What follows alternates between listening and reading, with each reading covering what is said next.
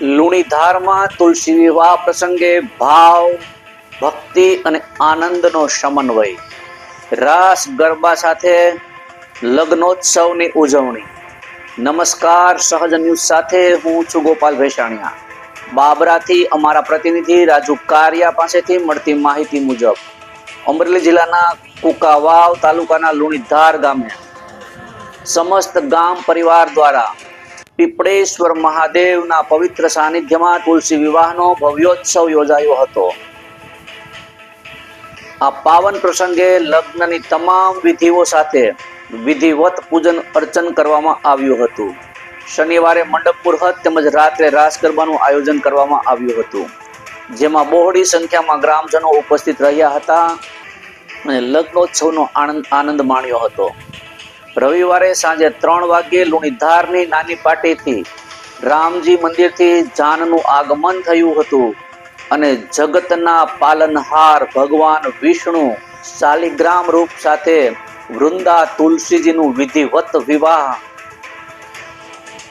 સંજયભાઈ વ્યાસના મંત્રોચ્ચારથી સંપન્ન થયું હતું. આ પ્રસંગે પીપળેશ્વર મહાદેવ મંદિરના મહંત શ્રી કૈલાસગીરી બાપુએ ઉપસ્થિત મહેમાનો તથા ગ્રામજનોને હાર્દિક આવકાર પણ આપ્યો હતો. સાંજના પ્રસાદ ભોજન સમારંભનું પણ આયોજન યોજવામાં આવ્યું હતું.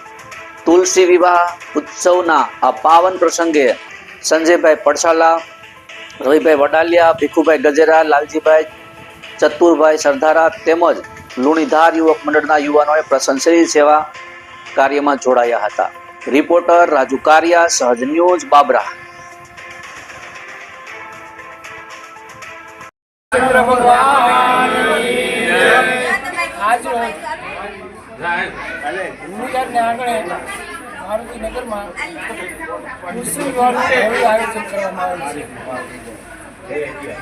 આજે તારીખ 2/11/2025 અને રવિવારના રોજ પીપળેશ્વર મહાદેવે આવું લુણીધાર ગામ થકી સમસ્ત ગામ જે આયોજન કરવામાં આવેલ છે તે આયોજન કરતા દરેક મંદિરોના મહંતો, દરેક દાતાઓ, દરેક યુવા વર્ગ તેમજ વૃદ્ધો પણ આ કાર્યમાં સામેલ થયા છે અને આવું કાર્ય લુણીધારમાં થતા રહે એવી ભગવાન શ્રી હનુમાનજી મહારાજ પાસે પ્રાર્થના કરું છું. બીજું કે આ લુણીધાર ગામમાં લગભગ ઘણા ઉત્સવો થઈ રહ્યા છે, જેમાં કોઈ પણ પ્રકારના ભેદભાવ વિના અને કોઈ પણ પ્રકારના સ્વાર્થ વિના તન, મન અને ધનથી લોકો સેવા કરી રહ્યા છે. તો આવી સેવાને હું બિરદાવું છું અને હનુમાનજીના ચરણોમાં પ્રાર્થના કરું કે લુણીધાર ગામમાં સતત આવા કાર્યો થતા રહે એવી હનુમાનજીના ચરણોમાં પ્રાર્થના.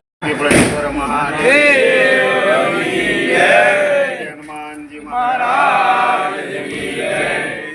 આજે ઘણા સમય પછી તુલસી વિવાહનું આયોજન સમક્ષ ભગવાનની કૃપાથી આવું સુંદર મજાનું આયોજન થયું છે અને ભગવાન આવું હાઈ ક્લાસ કાયમી માટે આનંદ કરાવતા રહે અમને એ ભગવાનના શરણમાં કાયમી માટે અમારી પ્રાર્થના છે અને આવો ને આવો આનંદ કરાવતા રહે.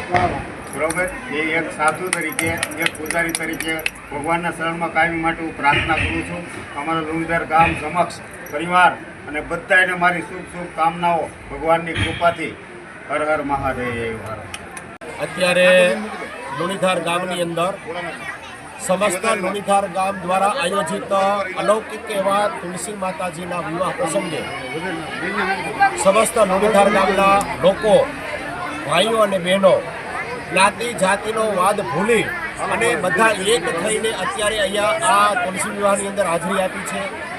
બધા લોકોએ સરસ મજાનો સાથ અને સહકાર આપ્યો છે. વાજતે ગાજતે નાની પાર્ટીમાંથી સરસ મજાની ઠાકોરજીની જાન આવી છે અને અત્યારે અગણિત એવા પુણ્યની પ્રાપ્તિ માટે આ તુલસી વિવાહનો પ્રસંગ જે છે એ અહીંયા પરિપૂર્ણ કરવામાં આવ્યો છે.